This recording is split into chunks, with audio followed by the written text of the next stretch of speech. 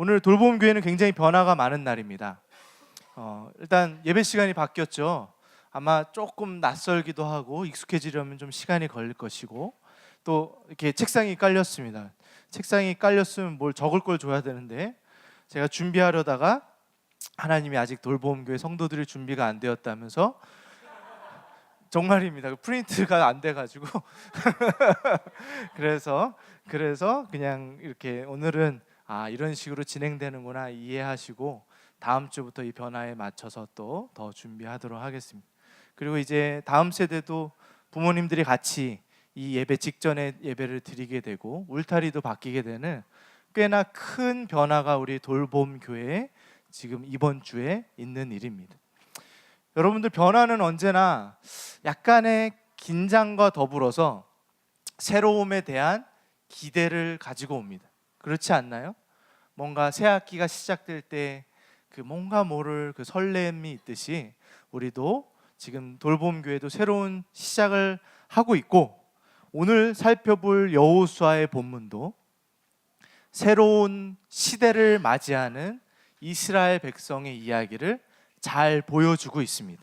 오늘 저랑 함께 5장 6장을 여호수아 5장 6장을 살펴볼 텐데, 새로운 리더가 세워지고 이제 광야를 지나 요단강을 건너 가나안 땅에 입성한 약속의 땅의 이스라엘 백성의 모습이 어떠한지, 그곳에서 나타나는 하나님의 모습이 무엇인지 함께 살펴보도록 하겠습니다. 여러분, 먼저 여호수아 5장을 살펴볼 건데 6장에 오늘 초점을 두고 갈 거예요. 6장에 여리고성 사건이 나오거든요. 근데 5장에 있는 배경들을 한 번 더 살펴보고 가려고 합니다. 5장에는 세 가지 좀 특별한 일들이 일어납니다. 첫 번째는 할례를 명하신 거예요. 한번 넘겨주시겠어요? 하나님이 할례를 명하십니다. 여호수아를 통해 이스라엘 백성들이 할례를 받아야 된다. 광야 생활 동안 할례를 안 받았으니 이제 새로운 땅을 앞두고 할례를 받아라 라고 이야기합니다. 하나님께서 그렇게 말씀하신 이유는 이 새로운 시작의 중요한 점이 무엇인지 한 번 더 새기고 가라는 것입니다. 새로운 시작의 중요한 것은 너가 하나님의 백성이다 라는 것입니다. 그것을 새겨고 시작해야 된다는 겁니다. 생각해 보십시오.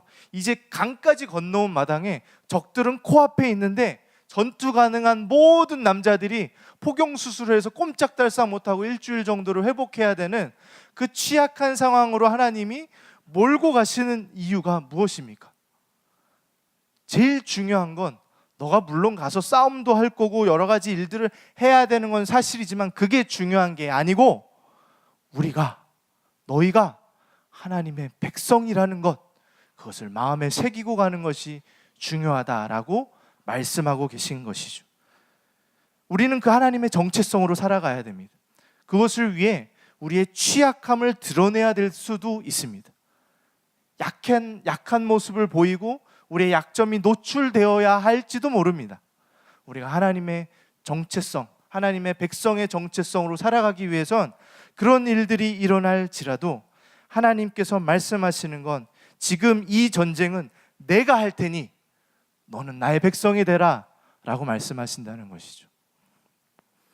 그래서 이 이스라엘 백성이 할례를 행한 후에 유월절을 지킵니다. 유월절이 무슨 사건입니까? 자, 생각해 보십시오. 여기가 광야 생활이에요. 여기는 약속의 땅이에요. 일로 막 넘어왔는데, 자, 되돌아가 보면 광야 생활 직전에 시작될 때 무슨 일이 있었습니까?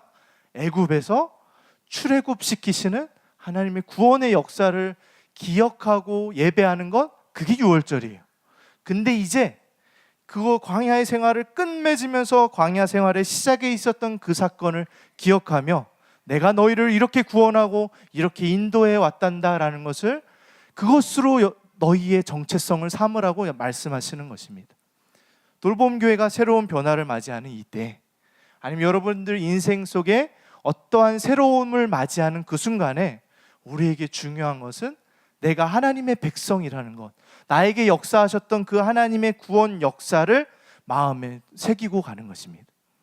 우리가 예수 그리스도를 통해 받았던 그 은혜들을 이 시간 다시 한번 마음의 새김으로 새로움 가운데 나아가는 우리들이 되었으면 좋겠습니다. 자, 5장의 첫 번째 사건은 할례, 두 번째 사건은 만나가 끝이 난다는 것입니다. 만나가 무엇이었죠? 광야 생활에서 먹었던 음식입니다. 자, 5장 12절에 보면 그 땅 소산물을 먹은 다음 날 만나가 그쳤으니 이스라엘 사람들이 다시는 만나를 얻지 못하였고 그의 그 가나안 땅의 소출을 먹었더라 라고 하고 있습니다. 이것이 이스라엘 백성들에게 또 다른 굉장히 큰 의미가 있는 사건입니다. 만나는 이 광야 시간 동안에 그들을 생명을 연장시켜 주신 하나님의 은혜의 방식이었습니다. 생각해 보십시오. 음식이 부족한 광야에서 이들이 40년을 살 수 있었던 이유는 오직 하나님께서 먹여주셨기 때문입니다. 하나님이 먹여주신 그 만나는 그들을 향한 은혜의 방편이었습니다. 그러나 이제는 약속의 땅에 들어오자 그 방식은 옛날의 방식이 되는 것입니다. 끝났습니다. 하나님의 은혜는 변함없습니다. 그러나 하나님이 그때 나에게 주셨던 은혜의 방편은 끝이 나고 옛날의 방식이 된 것입니다. 자, 그 새로운 땅에 들어왔으니 그곳에서 나는 음식을 먹어야 되는 것이 하나님께서 이제 새롭게 허락하신 은혜의 방편들입니다. 이스라엘 백성의 입장들이 되보십시오. 40년 동안 매일같이 먹었던 음식이 만나였습니다. 매일의 일이 그거였어요. 나가서 만나 가지고 와서 조리해서 먹는 것. 아마 다양한 방식으로 지겹지 않게 먹어보려고 구워도 먹어보고 쪄도 먹어보고 그러지 않았을까요? 뭐 소금 쳐서 먹으면 어떤가, 설탕 쳐서 먹으면 어떤가. 하여튼 그 만나 하나로 그냥 주구장창 40년을 먹고 살았는데 그것이 그들이 살아가는 삶의 방식이었는데 약속의 땅에 들어오자마자 만나가 그쳐버렸으니 이 사람들 생각에 이제 뭐 먹지? 막막했을지 모릅니다. 부모님, 돌아가신 부모님께 들어보니까 그분들이 예전에 저 종살이 할 때 거기서 농사라는 걸 졌다는데 우린 아무도 그걸 경험 안 했네. 농사 져서 밥 먹으라고? 이 땅은 아직 전쟁도 안 끝났는데 전쟁이 어떻게 될지도 모르는데 우린 도대체 뭐 먹고 살지? 그러한 마음이 들었을지 모릅니다. 그러나 하나님은 이제 그것은 예전의 은혜의 방식이고 이제는 내가 이 새로운 약속의 땅에서 새로운 방식으로 너희를 먹이고 입히고 살릴 것이다 라는 믿음을 요구하고 계신 것이죠. 여러분들 새로운 삶의 변화가 올 때 그 삶에 맞춰 하나님이 허락하시는 은혜를 유연하게 받아들일 수 있어야 됩니다. 예를 들면 우리 목회자들이 돌봄교회 개척을 하기 전에 다들 대형 교회 아니면 그래도 안정적인 중형 교회 이상의 교회에서 사역을 했었습니다. 그때는 그 환경 속에서 주어진 은혜의 방식들이 있었습니다. 일단 안정적이고 페이를 잘해주고 그렇죠? 그리고 성도들이 굉장히 훈련되어 있고 조직적이기 때문에 굉장히 편안하게 모든 것들이 흘러갔습니다. 이미 갖춰진 교회니까요. 그것이 주는 은혜가 있었습니다. 좋았죠. 그러나 그것이 끝나고 하나님이 개척교회라는 현실로 부르신 그 순간부터 그것은 예전의 은혜의 방식이 되는 것입니다. 그것을 고집할 수 없다는 것이죠. 하나님이 지금 순간에 나에게 허락하시는 은혜의 방식들로 나를 채워 가신다는 것을 믿고 그리고 실제로 그곳에서 경험할 수 없었던 더 큰 은혜로 채워주시는 하나님의 은혜를 경험하고 있는 것입니다. 자, 만나가 그치고 세 번째 사건은 여호와의 군대 대장이 등장한 것입니다. 말씀을 보여주시겠습니까? 여호수아가 이제 전쟁터에 있지 않습니까? 전쟁터의 그 긴장감 앞에서 서 있는데 어떤 사람이 칼을 빼들고 서 있는 것입니다. 당연히 이 이스라엘의 리더되는 여호수아는 긴장하면 너 누구야? 너 내 편이야 쟤 내 편이야? 라고 묻게 됩니다. 그러자 이 사람이 하는 말은 뭐 여호수아 편이다 여리고 편이다 라고 말씀하지 않으시고 나는 여호와의 군대 대장이다 라고 말씀하십니다. 여러분 이것이 무슨 의미인지 아마 설교를 통해 많이 들으셨을지 모르겠습니다. 여호수아는 내 편이냐 너 편이냐를 묻고 있는데 하나님이 더 중요하게 여기시는 건 야, 내가 너 편이 되는 게 중요한 게 아니야. 나는 여호와야. 넌 내 편이니? 라고 묻고 계신 것이죠. 하나님이 우리 편이 되어야 합니까? 우리가 하나님 편이 되어야 합니까? 하나님이 기준이 되시는 것이죠. 여호와께서 기준이 되시는 것입니다. 여호와의 군대 대장을 만났다는 건 이 전쟁이 하나님이 개입하시겠다라는 분명한 뜻입니다. 이 전쟁을 사람이 할 일이 아니라 하나님께서 역사하여 나타날 것이다 라는 것을 나타내고 계신 것이죠. 그래서 이 싸움은 혈과 육의 싸움이 아닙니다. 분명 아까도 말씀드렸죠.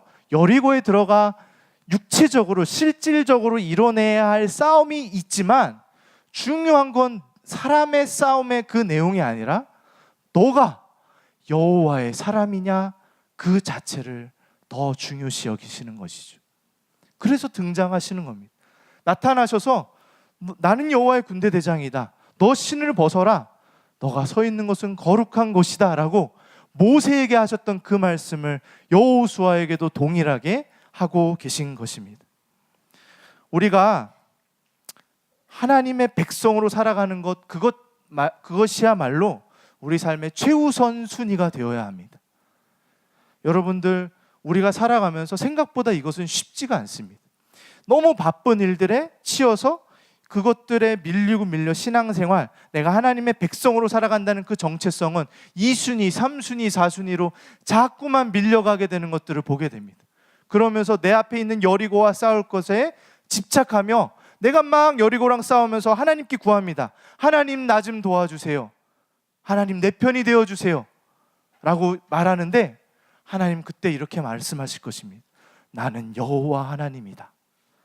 너가 나의 편에 서라 라고 말씀하시는 것이죠.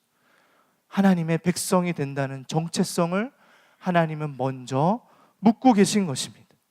그것이 먼저이지 않겠습니까? 우리 눈앞에 보이는 적이 아무리 커 보일지라도 우리 앞에 나타나는 하나님의 그 은혜 가운데 우린 먼저 나아갈 수 있어야 됩니다. 자, 이제 여호수아에서 가장 유명한 사건, 여호수아 6장의 사건으로 들어갑니다. 그것이 뭐라 그랬죠? 네? 여리고성 사건, 그렇죠? 여리고성 사건. 자, 먼저는 이들이 마주하고 있는 여리고성이 얼마나 견고한지를 살펴봅시다. 여리고성이 전에 오기를 성벽이 굉장히 두꺼웠습니다. 그 성벽에는 마차 2대가 지나갈 만큼의 넓이였다고 합니다. 얼마나 넓었겠습니까? 그래서 성벽엔 심지어 사람들이 집을 지어서 살기도 했습니다. 우리가 잘 알고 있는 기생 라합도 집이 성벽에 있었습니다. 이스라엘 백성은 어떤 사람들입니까? 군사 훈련을 받거나 경험이 있는 사람들이 아니라 40년을 광야에서 떠돌던 유목민들입니다. 이들이 전쟁의 능력이 있거나 무기가 잘 갖춰져 있지 않았습니다. 그들이 첨단 기술을 가지고 미사일을 몰래 개발하고 있지 않았습니다. 이 마차 2대가 지나갈 만큼의 두께의 이 여리고성을 사람이 어떻게 무너뜨릴 수 있겠습니까? 난공불락, 공격하기 어렵고 무너뜨리기 불가능한 성 여리고였습니다. 그런데 하나님은 그 여리고성 앞에 지금 이스라엘 백성을 인도해 가십니다. 하나님은 꼭 불가능한 상황들로 우리를 이끌어 가십니다. 사람의 힘으로는 아무것도 할 방법이 없는 것들로 우리의 삶을 인도해 가실 경우가 너무나 많습니다. 자, 여리고에 오기 직전에 무슨 사건이 있었습니까? 요단강을 건너는 사건도 생각해 보시면 처음에는 그 요단강이 그렇게 물이 많지 않아서 사람이 건널만 했습니다. 그런데 하나님 기다리라 그러시죠. 물이 차고 넘쳐서 사람의 힘으로는 도저히 건널 수 없을 만큼 물이 차올랐을 때 하나님은 하나님이 하신다는 것을 보여주기 위하여 그 불가능한 상황 가운데 하나님의 역사를 이루어 가십니다. 여리고성도 마찬가지였습니다. 불가능한 상황 가운데 우리를 인도하실 때 우리는 하나님의 특별한 역사를 기대해야 합니다. 자, 재미있는 것은 이렇게 견고한 여리고성 사람들이 오히려 이스라엘 백성들을 두려워하고 있다는 것입니다. 5장 1절과 6장 1절에 보면 그 사람들은 요단강 건넌 것도 보았고 여러 가지 기적들의 이야기들을 전해 들으며 마음이 녹았고 정신을 잃을 만큼 이 이스라엘 백성을 두려워하고 있습니다. 문을 걸어 잠그고 우리가 여기서 버티기만 하면 돼, 이 성이 우리를 지켜줄 거야 라고 생각하며 벌벌 떨고 있습니다. 우리가 세상에 나아갈 때 그 세상이 두려운 마음은 우리가 이해할 수 있습니다. 그러나 재미있는 것은 그 세상은 우리의 하나님을 두려워하며 벌벌 떨고 마음이 녹아 정신을 잃을 만큼 그러고 있다는 것 또한 우리 기억해야 됩니다. 우리가 그 마음이 없으면 우리는 이 세상에 어떻게 나아갈 수 있겠습니까? 그들도 두려워 떨고 있습니다. 자, 이 상황, 기가 막힌 상황이죠. 이 난공불락의 여리고성 앞에 이 전투 경험 전혀 없는 이스라엘 백성이 서서 이 난감한 상황을 맞이했는데 하나님이 굉장히 기이한 명령을 내리십니다. 자, 한번 읽어보겠습니다. 글씨 보이시죠? 네, 같이 읽어보겠습니다. 시작. 너희 모든 군사는 그 성을 둘러 성 주위를 매일 한 번씩 돌되 엿새 동안을 그리하라. 제사장 7은 7 양각 나팔을 잡고 언약궤 앞에서 나아갈 것이요 7째 날에는 그 성을 7번 돌며 그 제사장들은 나팔을 불 것이며 제사장들이 양각 나팔을 길게 불어 그 나팔 소리가 너에게 들릴 때에는 백성은 다 큰 소리로 외쳐 부를 것이라. 그리하면 그 성벽이 무너져 내리리니 백성은 각기 앞으로 올라갈지니라 하시매. 하나님은 이제라도 이스라엘 백성들에게 아주 기가 막힌 군사 전략을 내놓고 계신 것이 아니라 굉장히 기이한 명령을 내리십니다. 무슨 명령입니까? 성을 매일 6일 동안 한 바퀴씩 돌라는 겁니다. 침묵 가운데 돌아라. 다음 날이 돼서 또 한 번 돌아라 라고 말씀하십니다. 그 다음에 마지막 7일째가 되어서 몇 바퀴를 돕니까? 7바퀴를 돌죠. 이런 거 나중에 성경 퀴즈 대회 하면 이런 거 잘 내요. 총 몇 바퀴를 돌았나? 몇 바퀴입니까? 13바퀴. 계산이 빠르십니다. 우리 박수 한번. 우리 유진 자매님. 하나님이 말씀하시는 게 얼마나 괴상합니까? 전투를 하러 왔는데 성을 돌라고 하는 그 명령이 얼마나 이상하게 들리겠습니까? 이것은 마찬가지로 이것이 사람의 전쟁이 아니라 하나님이 하시는 일이라는 것을 하나님께서 말씀하고 계신 것입니다. 근데 재밌는 것은 그 도는 동안 해야 할 그 사항이 하나 있는데 침묵해야 된다는 것입니다. 여러분들 이걸 막 돌고 있는 이스라엘 백성이 되어 보십시오. 내가 지금 뭐 하는 거지? 이게 뭐야? 이러다가 쟤네가 활이라도 쏘면 어떡해? 무슨 일이 이래가지고 뭘 하자는 걸까? 라는 여러 가지 마음속에 차오르는 의구심과 혼란과 두려움을 셧더마우스하고 입 다물고 말이 아니라 행동과 순종으로 너희가 보이라 라고 이야기하고 계신 것입니다. 여러분들 기독교인들이 한국 교회가 욕먹는 이유는 아마 이런 것 때문 아닐까요? 말은 기가 막히게 잘합니다. 청산유수입니다. 기독교인들 세상에 나가서 이야기할 때, 교회가 이야기할 때 말은 정말 아주 그냥 옥구슬 굴러가듯 정말 아름답고 훌륭한데 삶으로 순종하는 일들이 없기 때문인 것이겠죠. 하나님의 방법이 내게 이해가 되지 않고 납득이 가지 않고 이게 너무 이상하고 기이해 보일 그때라도 하나님은 우리에게 입을 여는 것이 아니라 그 하나님의 말씀에 순종하기를 바라고 계시다는 것이죠. 우리에게 그것을 말씀하고 계신 것입니다. 말을 아끼고 순종하라. 자, 하나님이 이 명령 속에 도드라지는 숫자가 하나 있습니다. 여러 번 반복되는 숫자 몇일까요? 7. 역시 숫자에 밝으신 우리 유진 자매님 7입니다. 7은 성경에서 완전함을 나타내는 수입니다. 그래서 하나님이 완벽한 창조를 이루시며 7일 동안 그 창조 사역을 마치셨죠. 그것과 마찬가지로 이곳에서 7 양각 나팔, 7 제사장, 7일째 7바퀴 이런 7에 대한 반복은 하나님이 이 여리고성에서 이루실 완벽한 완전한 승리를 이야기하며 하나님 받으신 완전한 영광을 얘기하지만 또 한편으로는 이스라엘 백성을 향한 완전한 순종, 그 하나님을 향한 완전한 믿음 또한 요구하고 계신 것입니다. 광야 생활에서 이스라엘 백성들이 불순종하고 지멋대로 하던 그런 것들을 벗어버리고 이제 약속의 땅에 들어왔으니 다시 한번 너희가 완전한 믿음으로 나에게 나아오렴, 나의 백성이 되렴이라고 초대하고 계신 것이죠. 그래서 이제 그곳에서 7번째 바퀴를 돌며 와 소리를 지를 때 여리고성이 무너져 내리게 됩니다. 하나 넘겨주시겠어요? 무너져 내리고 그 성을 점령하게 됩니다. 이 여리고 사건이 우리에게 주는 의미가 무엇일까요? 세상은 우리의 믿음을 이해할 수 없습니다. 우리가 걸어가는 이 길, 우리의 신앙은 미련한 일로 세상에 보여질 것입니다. 쟤네들은 왜 하나님을 믿을까? 보이지도 않는 그 하나님을 위해서 굳이 편하고 좋은 것들을 다 마다할까? 라고 우리는 세상에 미련한 그 길로 걸어가는 하나님의 백성들인 것입니다. 우리의 싸움은 이것입니다. 하나님의 백성으로 살아가는 것. 우리의 싸움은 여리고와 있는 그 싸움 자체가 아닙니다.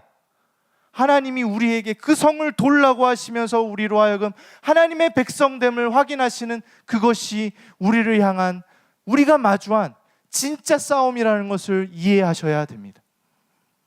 여리고 사건을 무슨 땅을 정복하는 것으로만 이해해 버릴 때 많은 기독교 역사 속에 그러한 오해와 왜곡들이 일어났습니다. 유럽 국가들이, 기독교 국가들이 자기 땅 넓히기 위한 그 자기 욕심을 채우는 그 일들을 위해서 마치 이런 것들이 하나님의 영광을 위한 것이라고 포장하면서 제국주의를 삼고 사람들을 괴롭히는 일들로 이것을 포장해 갔습니다. 기독교 엘리트주의자들은 이것으로 우리가 정치를 점령하고 경제를 점령하는 것들을 이야기하면서 자신들의 배를 불리고 자신들이 권력을 잡는데 이러한 말씀을 왜곡했습니다. 그러나 여러분, 여리고 사건의 이 본질적 메시지는 그런 것들과 너무나 다릅니다.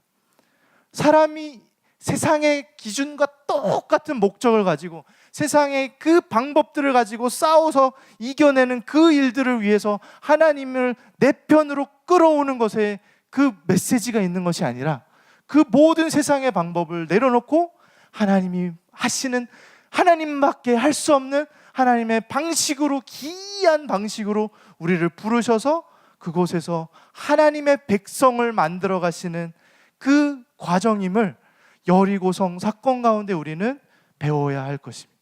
우리가 하나님의 백성이 되는 것에 대한 것을 어찌 세상과 똑같아지고 세상에 탑이 되는 것으로 우리의 말씀을 그렇게 싸구려로 만들 수 있겠습니까? 여러분들, 그러나 이것이 쉬운 일이 아닙니다. 마치 여리고성을 도는 것이 사람 편에서 하는 건 아무것도 없습니다. 그것이 여리고성을 무너뜨렸다고 할 수 없지만 그 과정 가운데 순종함으로 도는 것이 쉬운 일이 아니든 우리가 하나님의 백성으로 살아가는 것은 쉬운 일이 아닙니다. 자녀가 있으신 분들, 자녀를 키우실 모든 분들, 우리 그 한국 교회 안에서 그런 거 많이 보시지 않았나요? 자녀들이 중학생이 되고 고등학생이 되면 이 내 자녀가 하나님의 백성으로 살아가는 것을 고백했던 부모일지라도 그 순간이 되면 이 아이가 예배 드리는 것, 이 아이가 공동체 생활 가운데 하나님의 백성으로 세워져 가는 것들에 대한 것보다 언제나 학원 가는 것, 성적 내는 것, 시험에서 이기는 것, 이 가치 앞에 그것들을 다 똥같이 갖다 버리는 그런 분들은 꼭 신앙 좋은 부모들입니다. 신앙이 좋다고 보여지는 부모들입니다. 자녀가 결혼할 때 세상의 기준과 가치로 결사반대하는 부모들은 꼭 장로님이고 권사님이십니다. 그 어른들을 우리가 비판하는 게 중요한 것이 아니라 우리가 그때에 됐을 때 우리는 과연 세상의 가치가 아니라 하나님의 백성답게 내가 서 있을 수 있나? 그거 그렇게 쉽지 않을 것이라는 것이죠. 교회가 그리스도의 교회답게 세워져 가는 건 이미 이 땅에 많은 교회들의 세상의 가치가 잔뜩 들어와 회사를 세우는 것과 동일하게, 이윤을 남기는 그 기업의 가치와 동일하게 교회가 유명세를 떨치고 뭔가 남겨먹고 거기서 힘을 얻어내는 그 모든 그 목적과 동기를 가지고 영혼의 깊은 아픔을 돌보고 함께하는 그 과정을 다 내팽겨치고 말씀, 진리 대신 하나님의 말씀을 선포하는 일은 별로 중요하지 않게 여기고 그저 성장과 성공이라는 가치로 교회가 물들어져 가는 모습들 속에 이것이 그렇게 쉬운 일이 아니라는 것입니다.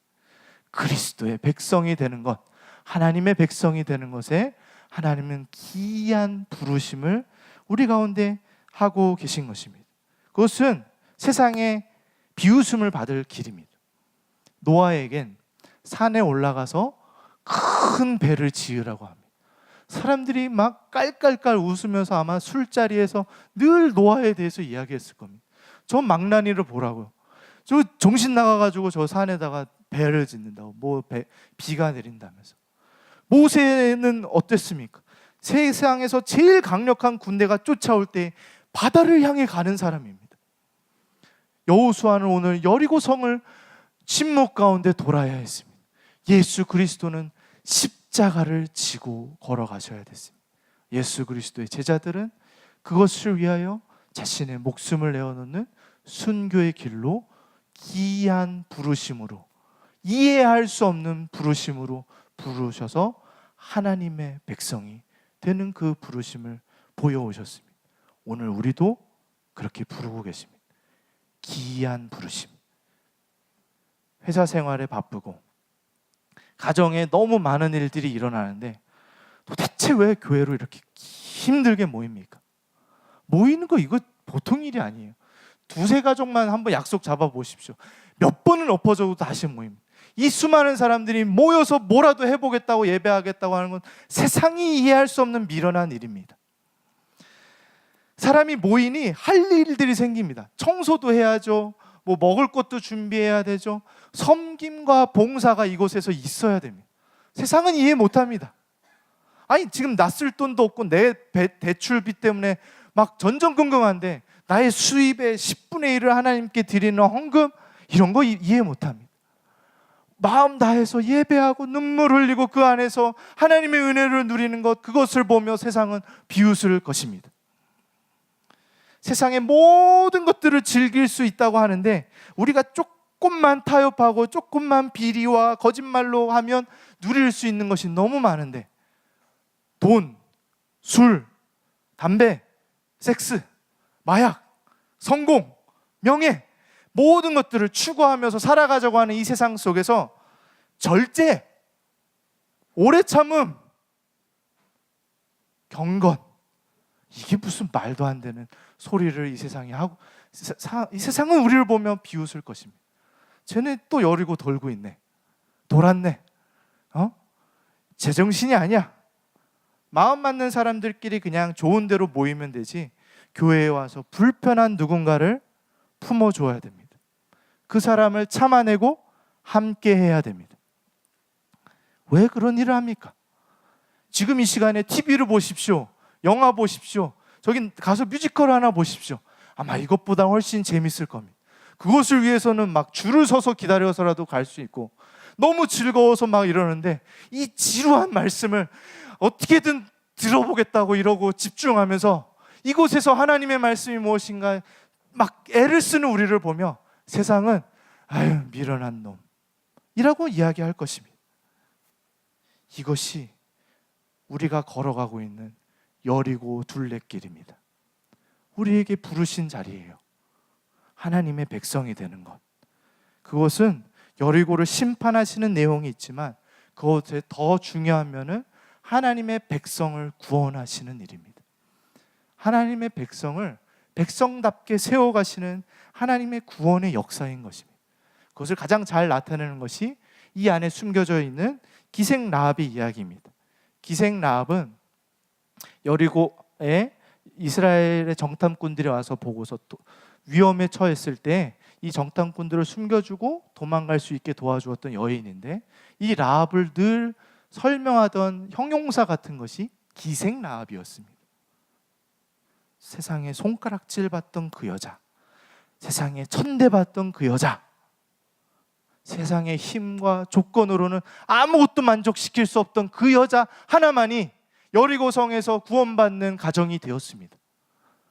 사람의 힘으로 하는 것입니까?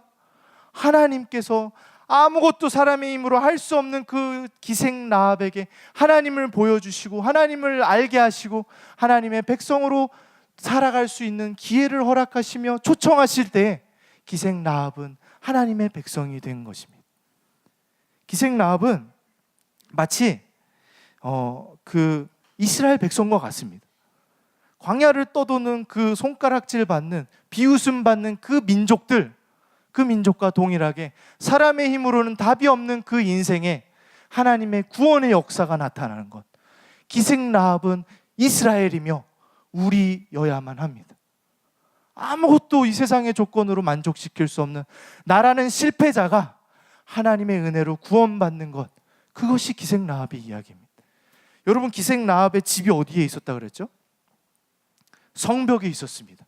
여리고성을 마지막 날 7바퀴째 돌고 와 무너져 내릴 때 무너져 내린 것은 무엇입니까? 성벽이었습니다.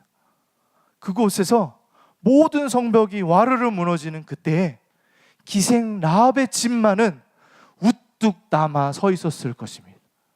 이것이 하나님이 우리를 향한 구원의 모습입니다. 이 세상의 심판 가운데 하나님의 백성들을 남기시는 것, 그 구원의 은혜가 바로 하나님이 그 하나님의 백성들에게 허락하신 일입니다. 기생 라합은 창에 빨간 줄을 달아 구원받았지만 우리는 우리의 영혼에 예수 그리스도의 빨간 보혈의 피로 우리는 구원받는 것입니다. 세상의 조건에 만족할 수 없는 우리가 하나님의 은혜로 하나님의 백성이 되는 것이죠. 여러분들, 이스라엘 백성이 약속의 땅에서 여리고를 정복해가는 그 과정, 라합이 구원받는 과정, 우리의 이 지난한 싸움 속에 우리가 정말 전쟁과 같이 살아가는 이 삶 속에 중요한 것은 내가 하나님의 백성이 되는 것입니다. 그곳에서 내가 어떠한 전략을 세우고 어떻게 해나가지, 이런 것들도 열심히 하십시오. 그러나 더 중요한 건 언제나 내가 하나님의 백성으로 서 있는 것입니다. 우리의 신앙생활은 어이없어 보이고 미련해 보이고 비웃음 받을 것입니다. 내세울 것 없는 죄인들을 하나님이 부르셔서, 세상의 미련한 것들을 부르셔서 세상의 지혜로운 자들을 부끄럽게 하시는 하나님의 역사인 것입니다. 하나님은 아무것도 아닌 우리들을, 우리의 그 어떠한 잘남도 아닌 오직 하나님의 은혜로 하나님의 백성을 삼아 가시는 그 구원의 여정으로 우리를 초대하시는 것이죠. 여호수아 6장은 여리고성이 무너지는 걸로 유명한 본문이지만 여리고성이 무너지는 그 장엄한 장면은 딱 한 절로 소개하고 끝내버립니다. 그러나 그 과정은 길게 설명합니다.